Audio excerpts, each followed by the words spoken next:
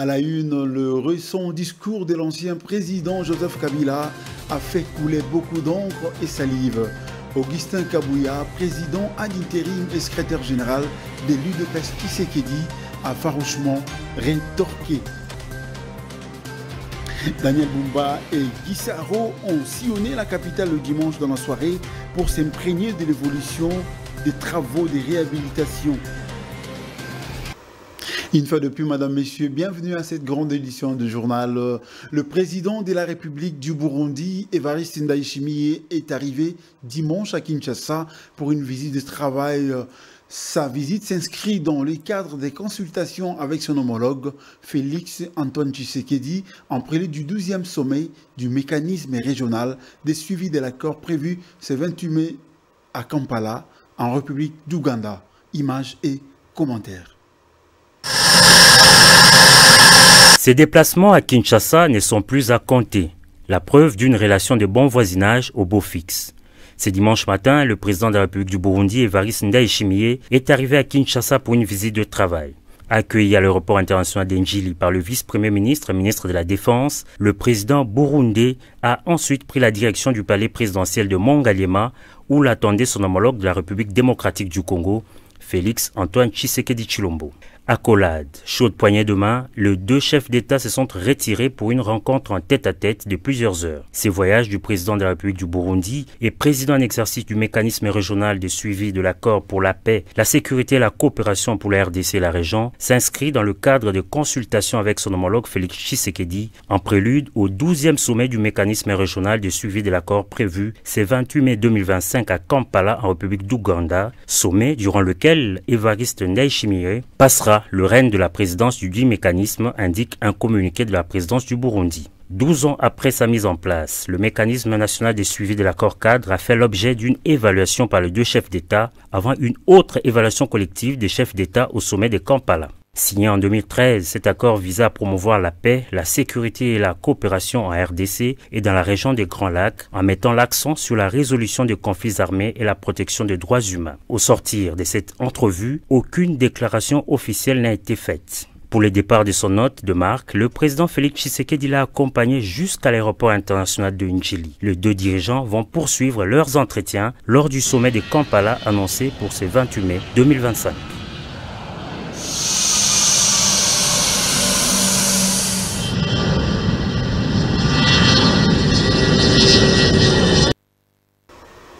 La première ministre Judith Suminwa séjourne depuis samedi dernier au Kasaï central dans la ville de Kananga pour une visite d'inspection des travaux du programme d'action du gouvernement.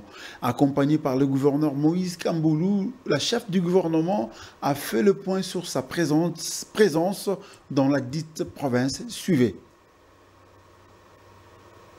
Écoutez, en tant que Premier ministre, c'est bien de gérer, de coordonner l'action gouvernementale au niveau de Kinshasa.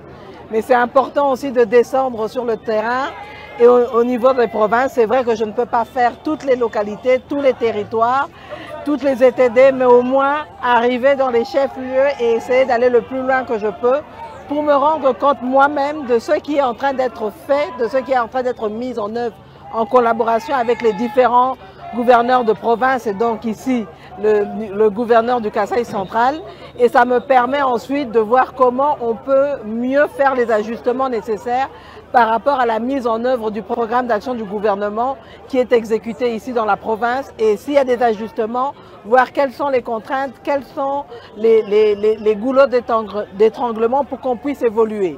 Et donc ça, c'est un des premiers objectifs.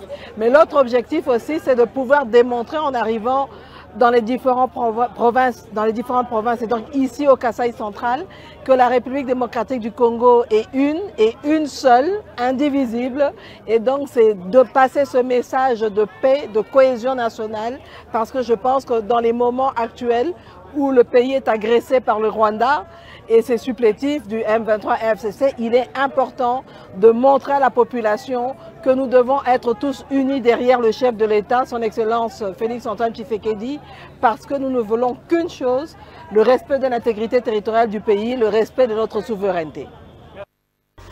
Le secrétaire général du parti politique UDPS Tshisekedi, Augustin Kabouya, a rétorqué farouchement aux critiques de Joseph Kabila sur la gestion actuelle du pays.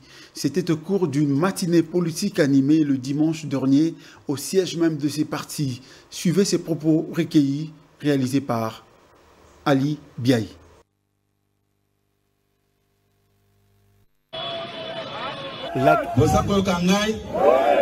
Mais place moko nalingi ko préciser eza boye. Kabila atika ba Congolais basala makambo na bango parce que ye aza Congolais te. Mutu nyonso ayebi yango nalobi boye. Kabila, bien que c'est un collègue président d'un parti politique, mais nalobi qu'il laisse les Congolais traiter leurs problèmes en tant que Congolais. Va imposer Bissoye pendant 18 ans. Au moment où Azaki na nationalité congolaise était. Bolandaki Ngoimukena, un ancien membre ya parti na bango. Alobaki boye. Bayebisaki ngai. Basenga qui est aluka moyen ya ko faire accepter Kabila Joseph comme Congolais. Boza kolanda ngai soki bozongi na prestation de serment na ye bokoyoka aza kolobaka kombo na ye Joseph Kabila. Kombo ya Kabange ezalaki te. C'est après avoir réfléchi, après avoir pensé comment trahir les Congolais, bayaki kobakisa Kabange. D'où par conséquent, à partir de ce soir, Nazako lancer un appel à M.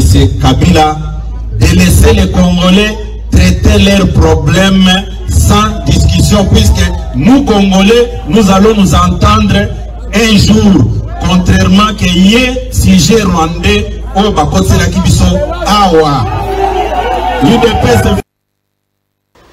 Toujours dans le même sujet de discours de l'ancien président Joseph Kabila qui ne cesse de faire couler beaucoup d'encre et salive dans le paysage politique congolais.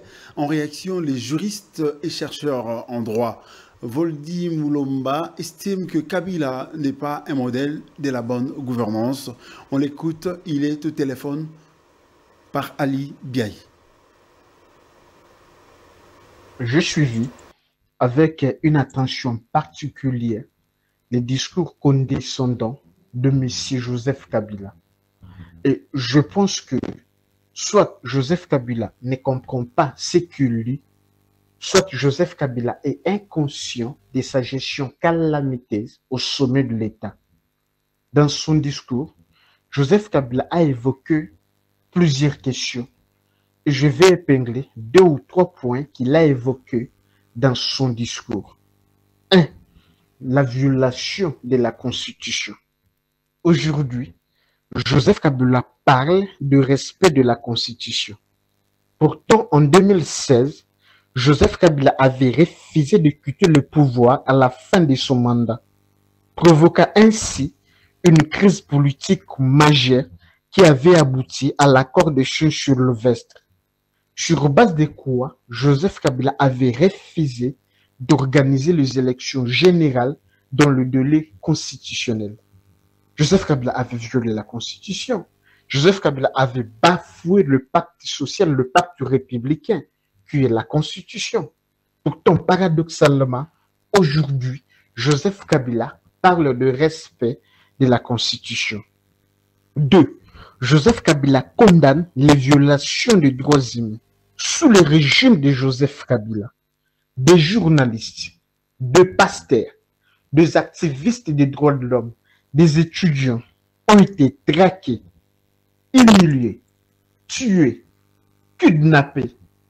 Floribert Chebeyayo, Rossi Mukendieo, Thérèse Kaponga Lao, le pasteur Ekofo de l'église SCCEO, sous le régime de Joseph Kabila, nous avons vécu un spectacle délirant et à ciel ouvert de détournement des fonds publics. Matata Ponyo venait d'être condamné par la Cour constitutionnelle pour le détournement des fonds publics commis pendant la présidence de Joseph Kabila.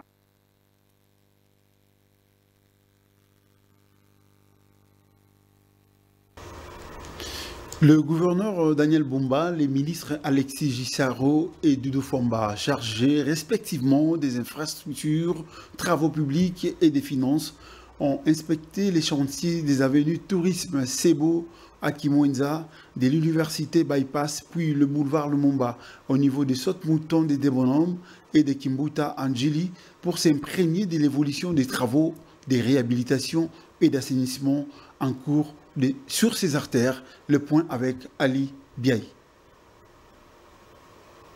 Ces chantiers font partie du programme d'urgence mis en place par les gouvernements national et provincial pour endiguer les problèmes du déficit de la voie qui cause des embouteillages, de l'insalubrité, des inondations avec des conséquences qui vont jusqu'à des pertes de vie. C'est donc à une évaluation sur terrain que se sont livrés ces officiels. Sur l'avenue du tourisme, autrement appelée Nzela Yamaï, où les travaux vont bon train, ils ont exigé une livraison impérative dans les délais. Le passage au quartier Badiadingi à Selembao, les ministres et les gouverneurs ont lancé la construction d'un grand collecteur ainsi que des travaux pour lutter contre l'érosion Mbala. Le cortège des autorités a fait ensuite plusieurs haltes sur les avenues de l'université et Bypass à Leba, puis sur le boulevard Lumumba, au quartier des Bonhommes, dans la commune des Matete, au niveau des Sautes-Moutons, où l'opération de Pointe-à-Temps a été lancée pour découvrir les nids des poules. L'avenue Kimbuta, dans la commune d'Njili, a constitué la dernière étape.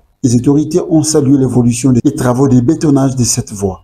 Face à la presse, le ministre des Infrastructures et Travaux Publics a rappelé l'engagement total du président de la République, Félix Antoine Tshisekedi, et du gouvernement national pour restaurer l'image reluisante de la ville de Kinshasa. Nous avons fait une tournée à partir de l'avenue Tourisme, qui est cette côtière qui est au niveau du district de Lukunga. Et donc nous avons continué ainsi jusqu'à atterrir ici au district de Tchangou, sur l'avenue Kimbuta. Et voilà, donc nous sommes assez confiants. Parce que comme nous le soulignons souvent, nous ne voulons pas voir des travaux qui commencent et qui ne s'achèvent pas. Ou des travaux qui commencent et pour lesquels on doit encore revenir à plusieurs fois sur les mêmes travaux. Et voilà comment nous avons voulu qu'au travers de ces travaux-ci, cette fois-ci, on intègre non seulement la réhabilitation des chaussées, mais également les problèmes d'assainissement pour prendre en charge les problèmes au niveau global. Pour sa part, le gouverneur Daniel Bumba a rassuré les Quinois que leur patience sera récompensée par la réalisation des travaux dont le double objectif est de fluidifier la circulation et améliorer les conditions de vie. Et l'autre tambolaki, na Mineta, na ministre de la Finance, pour tout ça l'évaluation de Nengezo Bandawa pendant la session sèche au Abengi Bongo, programme d'urgence qu'on est en train de mettre en place.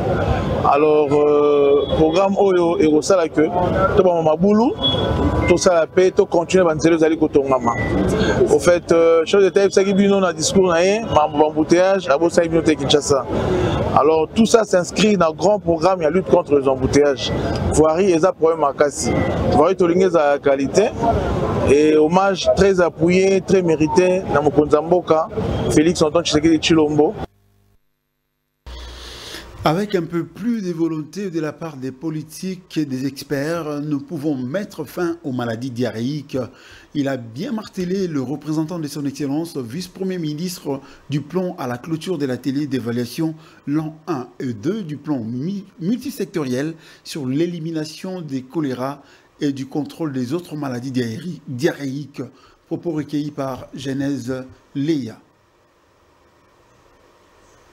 Chers collègues, merci pour les débats qui ont émaillé nos 3 jours de travaux intenses et ont conduit à des propositions qui, j'en suis convaincu, vont tous permettre pour les 3 années à venir de mettre en œuvre d'une manière cohérente les PEMSEC 2023-2027 et préserver ainsi les vies de nos populations.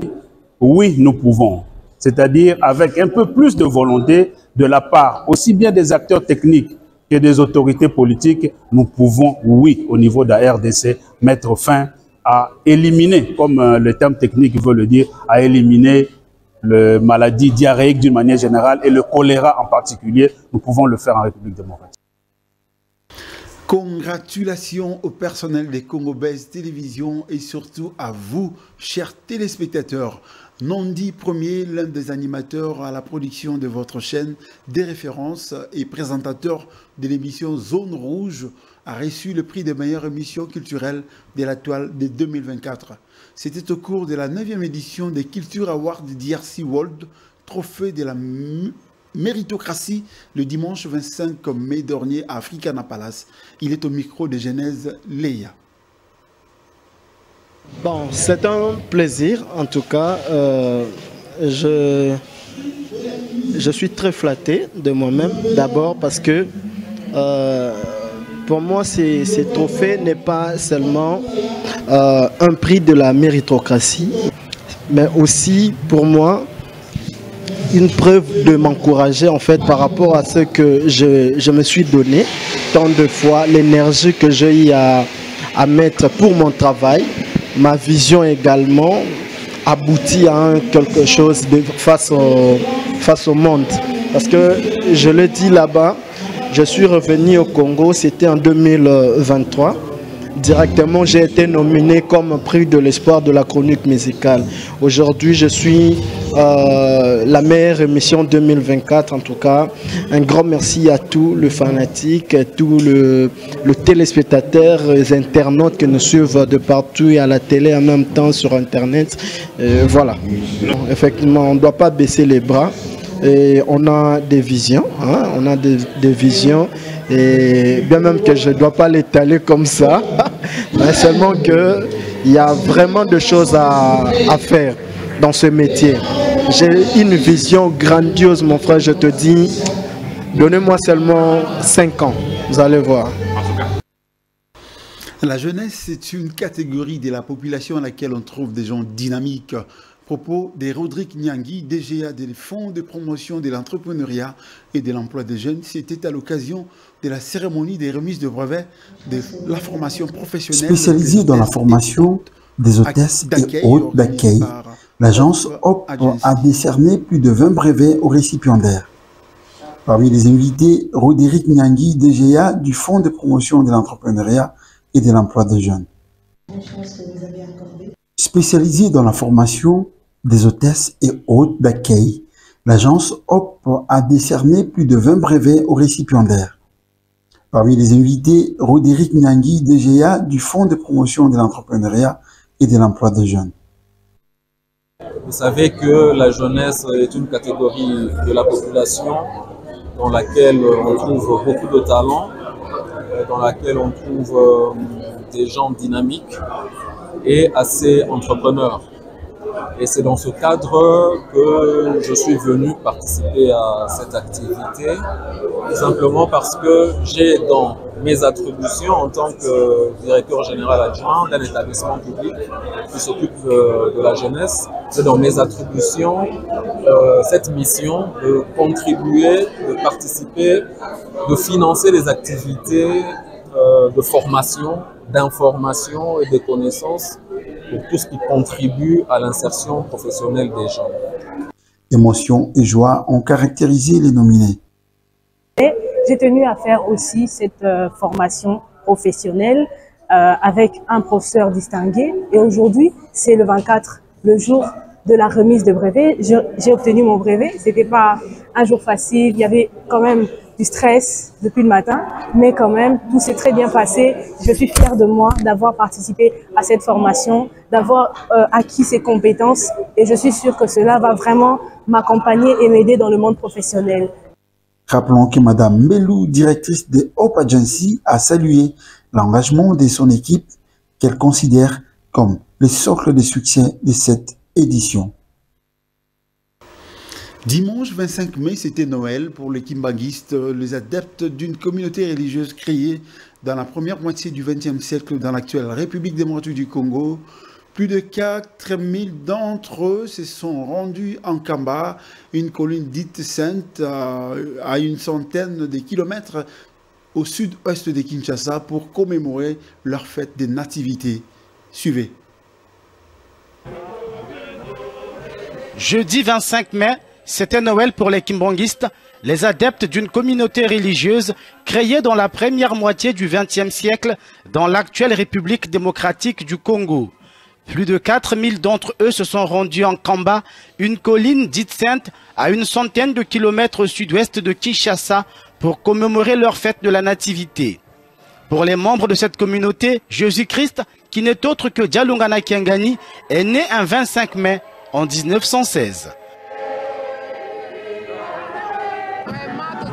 Nous sommes dans la joie à cause de la naissance du Fils de Dieu, Papa Dialungana Kiangani Noël Jésus-Christ.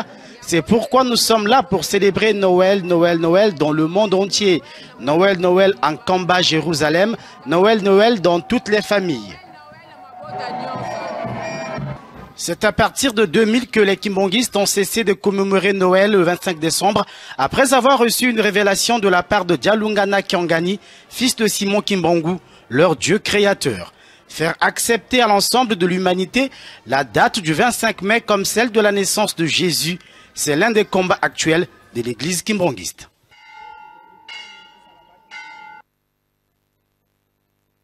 Un moment de complicité entre Emmanuel et Brigitte Macron. Poutine est devenu complètement, selon Donald Trump, salve record des drones sur l'Ukraine. Enfin, football, les groupes de la phase finale de la Coupe du Monde FIFA Qatar 2025 de moins de 17 ans sont désormais connus. Suivez la page internationale dans ces condensés de Genèse Léa. Donald Trump avait annoncé en tant que président qu'il mettra un terme à la guerre en Ukraine en seulement 24 heures. Cela fait désormais plus de 4 mois qu'il est revenu à la Maison-Blanche et il semble perdre patience. Dans un réseau social américain, il a qualifié Poutine de complètement fou. Il a exprimé dimanche 25 mai son profond mécontentement après le bombardement mené par la Russie en Ukraine au cours du week-end. Le groupe de la phase finale de la Coupe du Monde FIFA Qatar 2025 de moins de 17 ans sont désormais connus. Les tirages au sort effectués dimanche soir à Doha a placé l'équipe nationale du Qatar dans le groupe A aux côtés de l'Italie, de l'Afrique du Sud et de la Bolivie. Doha accueillera le tournoi du 3 au 27 novembre et pour la première fois élargi en 48 équipes dont 10 africaines. Il s'agit de l'Afrique du Sud, le Burkina Faso, la Côte d'Ivoire, l'Égypte, le Maroc, le Mali, l'Ouganda, le Sénégal, la Tunisie et la Zambie. Cette édition s'annonce historique à plus d'un titre avec la promesse d'un spectacle planétaire centré sur la relève du football mondial.